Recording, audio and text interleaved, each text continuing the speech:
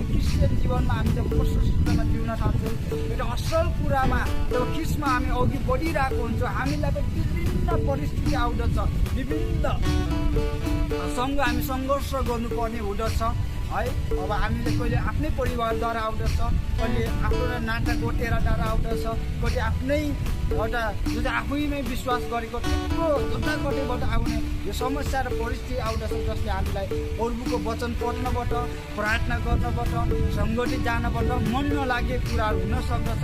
तर हामीले यो कुरा विश्वास गर्नु पर्यो, जसरी ईसाको जीवन थुप्रो समस्या आउँदै गर्दा पनि उसले चाहिँ आफ्नो एउटा सृष्टि गर्नुहुने सृष्टिकर्ता परमेश्वर त मेरो साथमा हुनुहुन्छ, यी सबै बाली नाली कुवाहरू खोजीमा आए के गर्छ, परमेश्वर मेरो साथमा हुनुहुन्छ भन्ने कुराको विश्वासको साथ लागिरहनु भएको थियो। त्यस्तै गरे तपाईँ हामी पनि यदि परमेश्वर हाम्रो साथमा हुनुहुन्छ भने विश्वासको साथ हरेक परिस्थितिमा हामी रहिरह्यो भने हामीले एक दिन निश्चय नै उन्नति र विजय दिनुहुन्छ।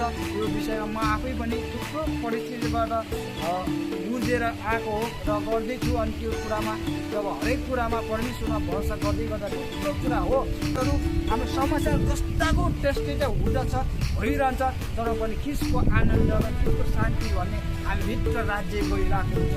अनि तर त्यो हरेक समस्या हल चाहिँ हुँदछ, तर हल नभए पनि जब हामी ख्रिस्टमा विश्वास गरेको कारणले पहिले के भइरहेछ, समस्या पनि जस्तो भयो भने हामी हल भएको देख्न थाल्दछौँ र त्यो निश्चय त्यस्तो हुन आउँदछ।